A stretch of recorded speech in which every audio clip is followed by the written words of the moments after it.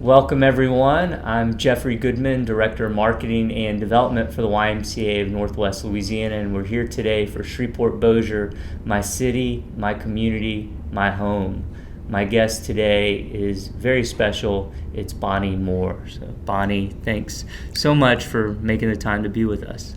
You're more than welcome. Thank you. All right, Bonnie. Well, let's start here today if we could. If I'm not mistaken, you've served as the Director of the Department of Community Development for the City of Shreveport since 1995. That sound?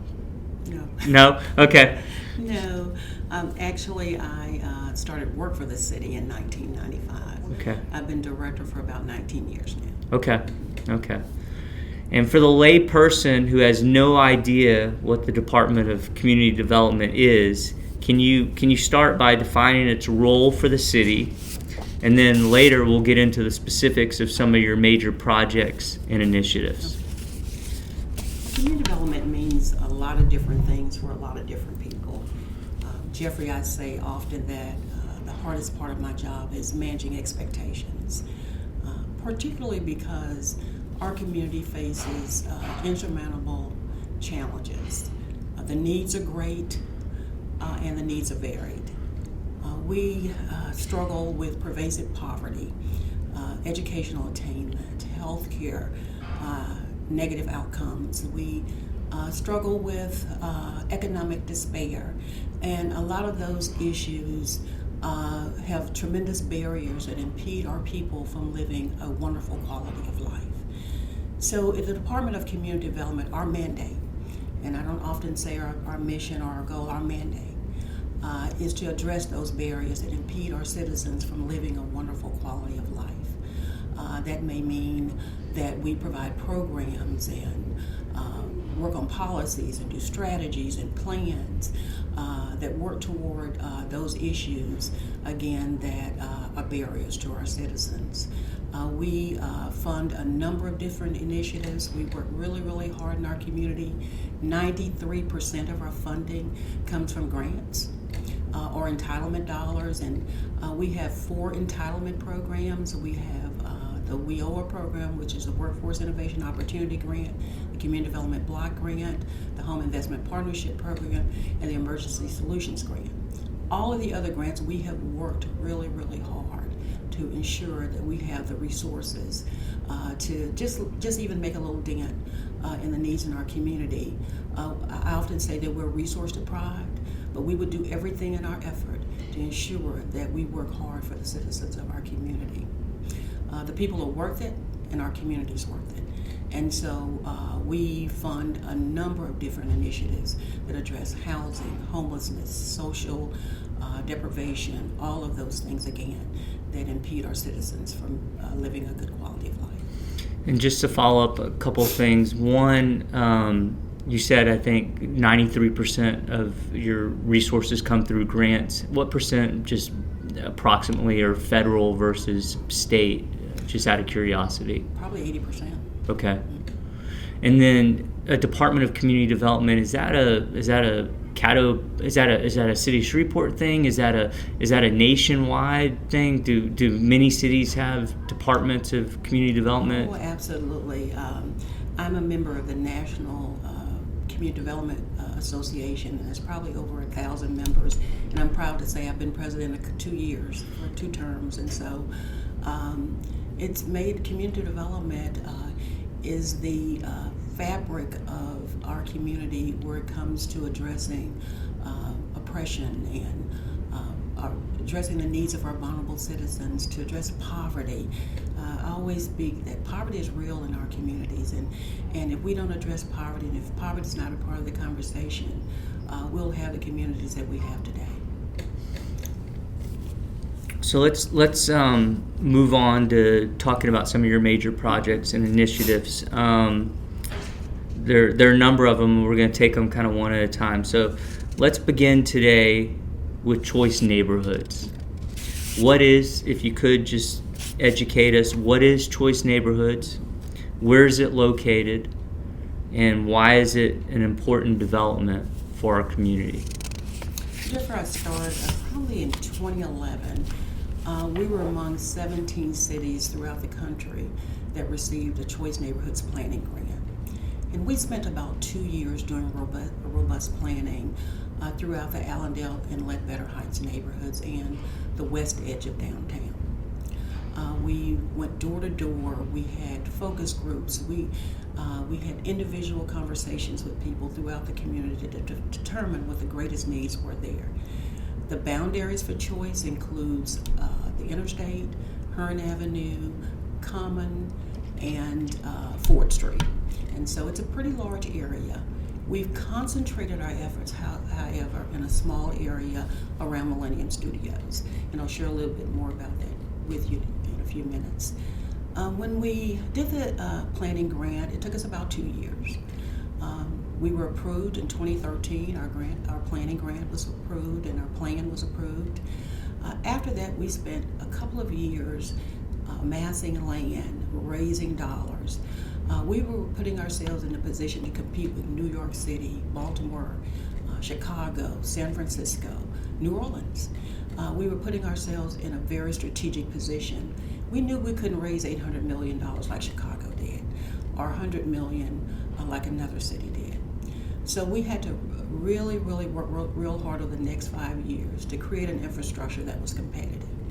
And so we worked with the Housing Authority, and I have to acknowledge Bobby Collins, who I think is one of the greatest people in this city, and Shreveport's glad to have him. He was a great partner. Volunteers of America, and we worked with those agencies to create a really robust plan. We had to create a team that was skilled and a team that really had passion about our community to be able to compete as well. And so we were able to do that. So in 2018, we were awarded a $24.2 million grant from the U.S. Department of Housing and Urban Development. Again, we were competing with cities that, very urban cities that could leverage their dollars much better than we could. We were able to amass over $100 million for Choice Neighborhoods to be competitive in this grant. And again, I give all accolades to the team that created this for us. And so, let me stop you one second. So when you say 24 million and then 100 million, explain the. Okay. In order to apply for this grant, you had to have literally a 50 over and above what you applied for, a 50% match. So the more match that you infused into your project, the more competitive you became. And so we know we were at a disadvantage, again, competing with these larger cities throughout the country. So we worked really hard with Louisiana Housing Corporation, our local entities, philanthropic organizations to amass over $100 million in match funding. Wow. And this is funding that goes directly into the project.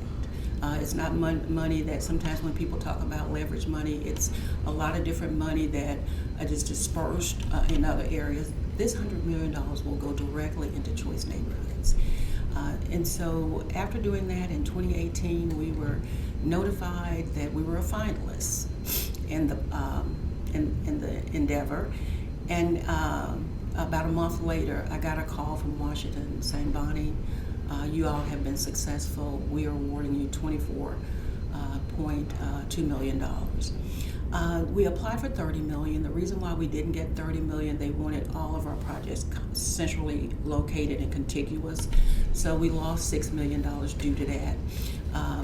But we've made that $24.2 million work, and I think the community will be excited about what will happen in that community. And give me some specifics of what we can come to expect or what we will eventually see with Choice Neighborhoods. Well, we're centrally located, as you may be aware, around Millennium Studios. That's Common and Ford in that area. We're on about 13 acres of land. And on that land, we will build 322 units of mixed income housing. It's very important for me to emphasize mixed income housing, because what we don't want to do is concentrate poverty like we did many years ago with all of the old public housing facilities. Another thing we did not want to do is just create housing it's not just good enough to house people. You have to provide the supportive services. You have to look at the built environment around where they're living. If there's crime, is there vacant abandoned property? If there are drugs, people cannot thrive in areas where the built environment is very negative. And so choice neighborhoods not only address the housing needs of our citizens, but it also address the service needs and the built environment by which they live. And so we're really proud of the 328 units that we will be building. We've already completed 136 units. We will be doing a senior development, which will be 70 units. We also will be doing a mixed-use development, which will have retail on the bottom and housing on the top. We're also embracing a healthcare facility as well as a child care learning lab. And so all of that will be centrally located, as well as our what we call our neighborhood component, and that's our built environment around it. People have to thrive. And so we will be doing what we call the Epic Center, and that's empowering people in careers, and we will be using a portion of Millennium to do that. And that's why we purchased Millennium Studios. And so in the Epic Center, we'll have a state-of-the-art makerspace. Shrek will manage that makerspace. We will have a workforce training center and a distribution center. And I'll talk about the distribution center a little more when I talk about MSKIC. That will be state-of-the-art. It will be in the center of the housing development, where those individuals can benefit from workforce training. They can benefit from job creation, such as welding and some of those other things. They will have the arts in front of them. They will have health care.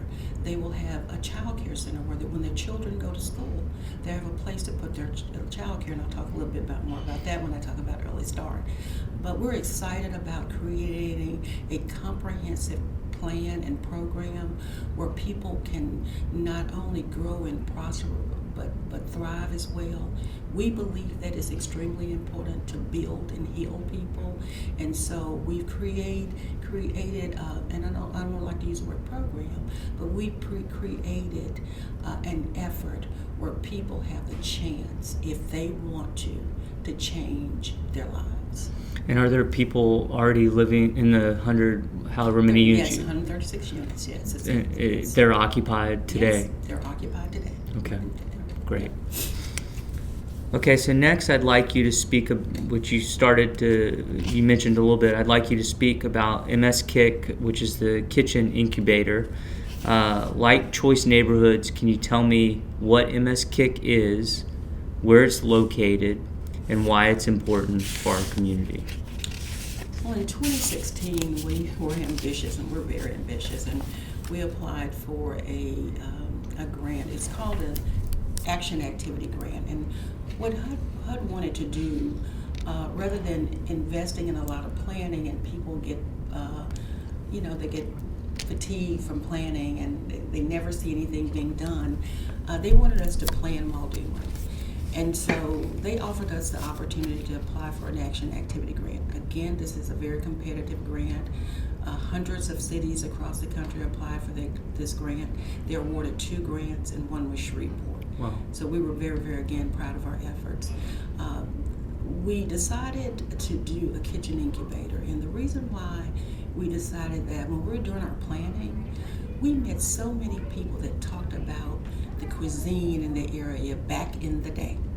They always said back in the day. We could go to Pete Harris, we could go here, we could go there, and that resonated with us. We also, while we were going through the canvassing the community, we saw people selling things out of their cars. We saw people doing catering in their kitchens at their homes, and we wanted to create a structure where people could do things legally, safely. They can also become budding entrepreneurs in the culinary industry.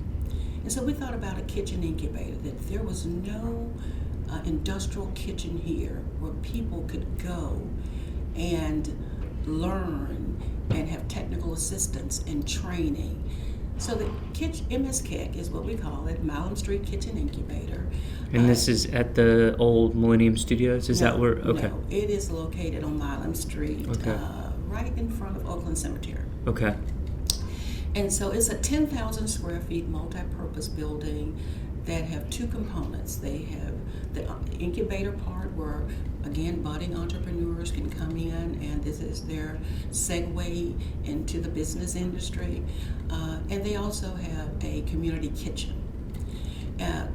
With both of those, you can get training, you can get technical assistance. We're working on a wellness and health component for that, a coffee cafe, some other things, a community cafe where people can come in, also where residents can come in and or the public and do different types of trainings. And so we expect this to be a very positive infusion into our community. We already see the results. Currently, there are about 12 tenants there, operating a very diverse group. We're really proud of that as well. It is being highly used by these tenants. If you have not been there and taste some of the different kinds of food, I encourage you to, Jeffrey. The food is absolutely wonderful. We just had a professional day there the other day. The atmosphere is great, the parking's great, the food's great, the experience is great.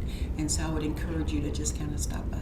Yeah, I'd love to. Who's managing MSKIC? Or Actually, thank you for that. It's Southern University. They're doing a superb job with that.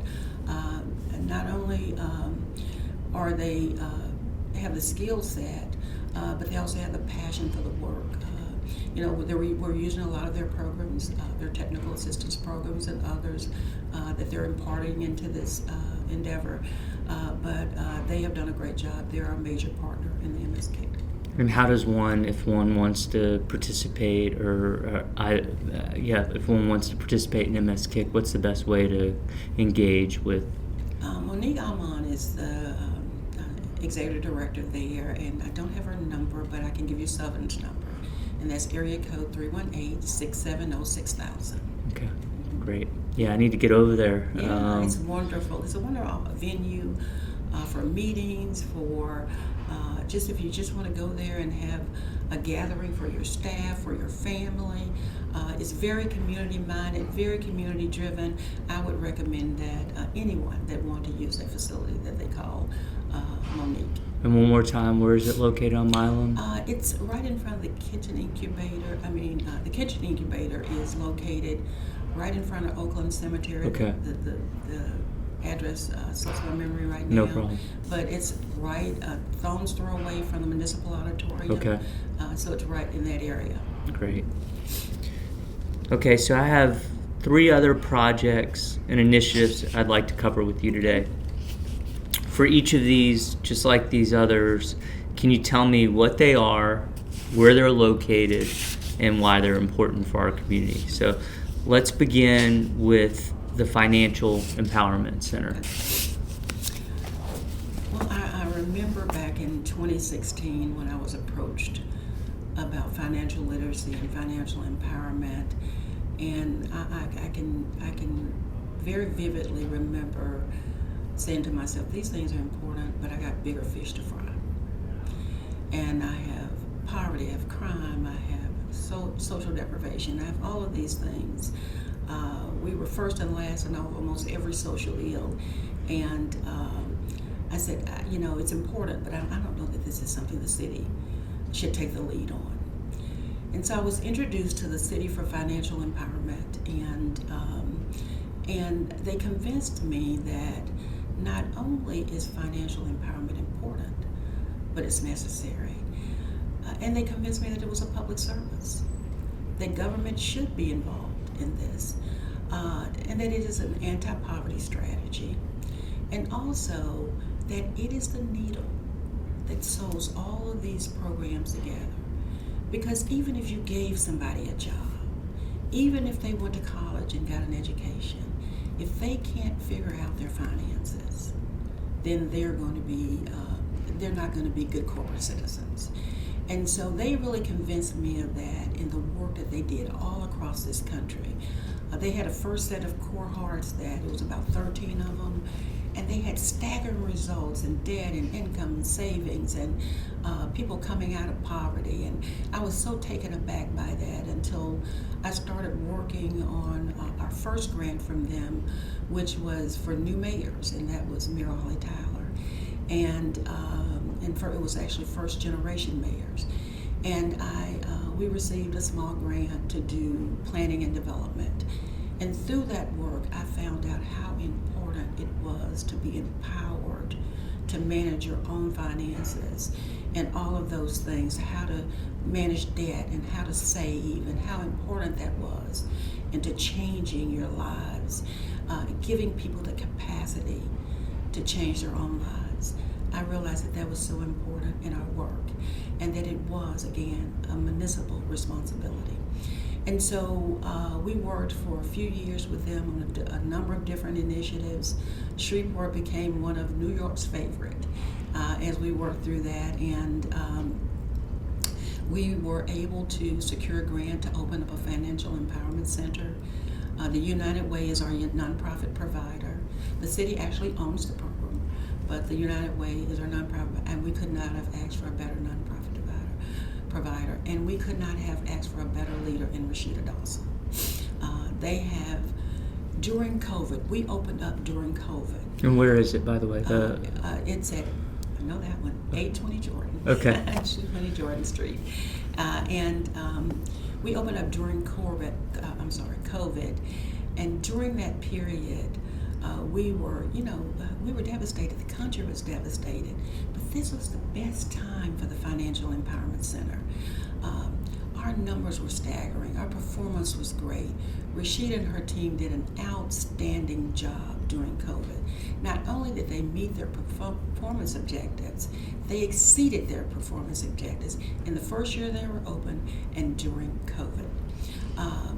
I just learned last week that Shreveport is #1 in their numbers, and that's competing again with New York and Chicago and Baltimore. But let me say also, I've learned so much from those cities on how to do this and how to do it right. I've learned from their mistakes and I've learned from their successes. But again, we're extremely proud of the fact that we're changing lives. We also have a housing stability counselor there. As you remember, during COVID, we were devastated with people being evicted, with rental challenges and all of that. So we thought that we needed somebody to help stabilize that during that very difficult time, but also ongoing. This is an ongoing problem. People are paying more than 30% of their income on rent. And so we really need the housing counselor. So we hired a housing counselor for the Financial Empowerment Center, which added more to their efforts. And so we're really, really glad of the performance and the outcome, because financial empowerment is so important for the citizens of our community. And talk to me a little bit about the nuts and bolts of financial empowerment. Like, how exactly does the service work, and what can I expect if I show up at 820 Jordan? Sure. First of all, you need to make an appointment with the counselors there, and you just call United Way. And so when you get there, they'll assign you to a professional counselor that will provide intense counseling for you, intense financial counseling. It won't be where you walk into somewhere and they tell you that you need to do this and you need to do that. They will hold your hand. They will walk you through it. They will help you. And this is at no cost? At no cost. Absolutely no cost to the public. No matter what your age, what your background is, what your socioeconomic background is, it is free to the public, to the general public. I remember sending a lady and her disabled daughter there. I'd been working with them for almost a year, and I call myself the social service director for the city. And so I've been working with them for about a year. Every 3 months, they were evicted. Every 3 months. I'd find them in a place, and 3 months later, they were evicted. I sent them I finally gave up, and I said, before I can help you again, you must go to the Financial Empowerment Center. You must get help. And so they did. It took them several times to go, but they did.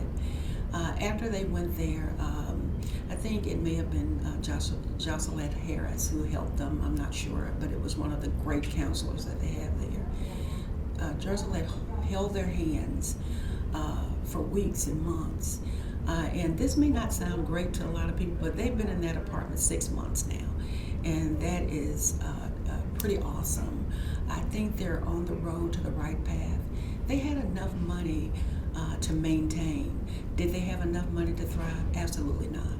But they had enough money to maintain. Today they're maintaining only because they went to the Financial Empowerment Center. They picked up that phone. They made an appointment. They sat through the 5, 6 sessions, however many sessions it needs to get you to where you are. They'll do phone sessions, they'll do in-person sessions, they'll do Zoom sessions. Whatever you need to get where you are, they're willing to do it. And they're basically changing your relationship to money and understanding your economic situation and teaching you how to manage what you have. Absolutely. And we're doing also estate planning there. You know, that's something that many people don't even think about until they get older. And so we're doing estate planning. Again, we have the housing stability counselor. We have the counselors that work with you on your debt, your savings, in improving your quality of life. We have those counselors as well. Great. All right, so next let's move, and as everyone can tell, Bonnie is a very busy person and extremely important to this community. So next, can you tell me about the War Room Initiative? Well, the War Room Initiative came about for a number of reasons. It's all about housing, but I will say to you, Jeffrey, that you just can't have housing. You have to have housing and services. And while we're creating decent, safe, and sanitary, affordable housing people, we can't forget about the services that they need as well. So when I was thinking about the War Room, I had just left a number of meetings where people were just angry. And people had so much passion about their communities, and the people were hurting. And I said, how do I take this and harness it in a positive way? Where we could all work together to change our community. And so I thought about the War Room as a name that, you know, we're not fighting against each other. We're fighting for the poor, the disadvantaged, and the vulnerable in our community. And how can we all get together and fight for our communities? And I thought about doing it around housing, because this is the first time in many, many years that we've had some housing dollars that we can really deploy into our community in a meaningful way. And so we called a meeting back in December of 21, and we called it the War Room. And we said to them, we have rules, but we want you to tell us with your passion, with your anger, how do you think we should use these dollars in a positive way? But we had to go through some education with them. We had to tell them that, you know, when you're using federal money, it comes with restrictions, it comes with requirements. We had a debate facilitator there. We had people there telling them about all the tremendous opportunities that are out there. Let me just stop you one second. Tell me, just... We had a group of nonprofits and individuals that came, and for-profit. Okay. They came to the War Room. There's probably about 70 entities and individuals that came to that particular meeting.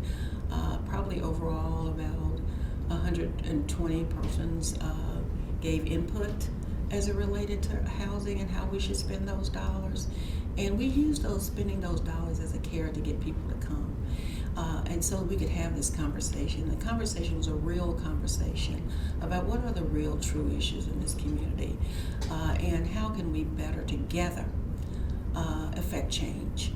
And so we had, again, people in various industries to come in and talk about what this meant, what the true needs are, that 50% of our citizens pay more than 30% of their income on housing, and this is all socioeconomic backgrounds.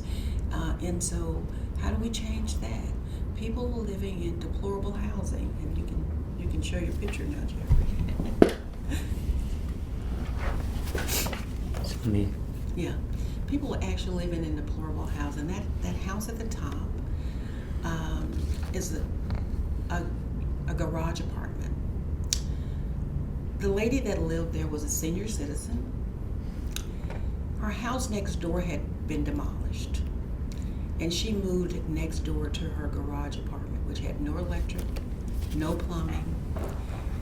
When I first came to the city, on the first day as director, she walked into my office. She had a Snow White uniform on, and all she asked me was for a tarp. And I get really emotional when I talk about this. She only wanted a tarp to keep the rain out of her house.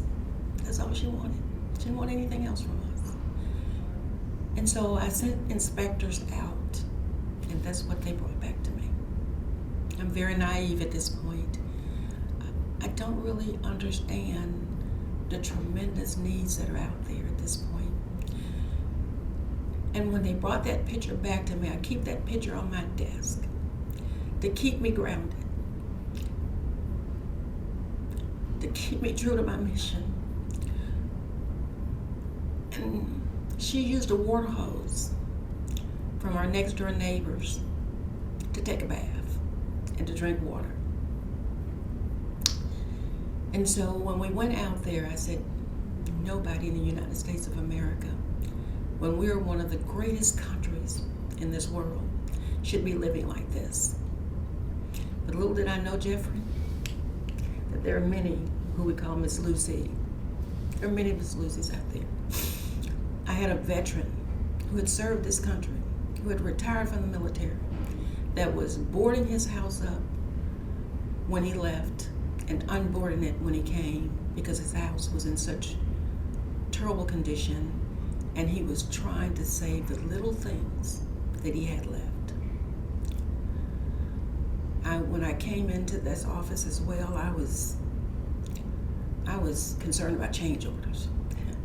I said, well, y'all just doing too many change orders. I said, this doesn't make sense. So the inspector said to me, I want you to go to a house with me. I went to the house. I literally almost fell to the floor when I got in the house. The inspector went and showed me an open wire, and when he pulled the wire, the wall literally caved in. This was a senior citizen who had cancer. These are the things that we see each and every day, the deplorable conditions of housing in our community. Then we hear about the people that are living in housing, that have rats and mold and all of those things. And then, of course, we're cost burdened, as I shared earlier, with just trying to pay our rent every month or pay our house note because of the conditions in our community. And I challenge our citizens to go to some of these communities and see how people actually live. I never forget getting lost in one area of town, and I ended up where a mobile home was, and there was a roof that had gone all the way through this mobile home, and I saw someone walk out of that mobile home. These are the conditions that we experience in our community. And I say to everyone that no one should accept these conditions. No one should accept these conditions in our communities. But it's massive. And we need everybody working together. We need resources. We need poverty to be a part of the conversation. We need housing to be a part of the conversation when we talk about changing our community, the problems in our community, economic opportunity in our community. We need these things to be a part of the conversation and part of the equation. And so the war room kind of derived out of that. And so after we met that first meeting, we spent our time looking at the data from that meeting, looking at what people said and what people said they wanted. And so recently, probably about 2 months ago, we issued an RFP. When we issued the RFP based upon all of those things, we really found out that people really didn't understand these programs. And so we spent we had about 5 meetings just talking to people about the rules, the regulations, what are the needs out there, how to best use these dollars. And so that was probably about 30 organizations, and only about 15 applied for the RFP. We've been going through the RFP over the last couple of months. We do a threshold review. We really look at, we have somebody to underwrite it for us. We really look at what really makes sense. How do we take a little money and do a lot of things with it? And so we should be in the next couple of weeks identifying who the recipients are of those dollars. We have everything from single family home ownership to rental, to lease purchase, to tiny homes and container homes. So we have all kinds of things, and we encouraged innovation. We encourage to people to think out of the box, and we encourage people to think about what do your community really needs that will make sense and that could make your community grow. And this is a start for you. And so we'll take whoever we select, and we will work with them with capacity building, with training, helping them get other resources if necessary. And then our next RFP will be probably, we were looking for the end of November. It may either be December or the first of next year before we issue that proposal. And what we're trying to do is address housing in an intentional, deliberate way, where although we don't have the money that Dallas and New Orleans and others have, but we can also make a difference in our community. Will it just be two RFPs or two phases, or will there be additional ones? We get annual dollars. Okay. Sometimes we don't do annual RFPs, but again, we don't get the money that other communities get, so we may do RFPs every 2 years just to ensure that we have sufficient funding to be able to support the number of RFPs that we get returned to us. Great. I have a couple more questions. The next project or initiative I want you to talk about is the Early Start Initiative, if you could. The Early Start Initiative, I think I've worked on a lot of different things, many programs. In 2021, we had a 40% shortage in staff. We had COVID money, CARES Act money, special fund money, but the staff was able to do a lot of things. We funded probably 70 different organizations doing a wide variety of things. But I think what I'm especially proud of is the Early Start Initiative. Working with the Community Foundation, the Caddo Parish School Board, this was actually a dream of Mayor Perkins, and he brought the idea to us of doing an Early Start Initiative. And we'll do almost anything you tell us to do, but we need money to do it. So he raised the money, or actually the city council and the administration gave us $3 million to start an Early Start Initiative. And although one component of it I'll talk about today, it is going to be pretty much two-pronged. We haven't decided how we're going to spend the other dollars, but we do recognize there's a need for training child care workers. Also, we hear things like the teachers are underpaid, therefore they're not able to keep skilled teachers. The teachers are overworked at these child care centers. So we're looking at something like that in the second phase of this. But in the first phase, the Community Foundation said very loud in their early childhood initiative that children were going to school and they were not kindergarten ready. And as you know, as we struggle with good education outcomes here, it is really important that we could get kids ready to go to school. And so we looked at the need for childcare in this community, and it was tremendous. And the Community Foundation gave us all kinds of data on why this was important. 30% of our children live in poverty.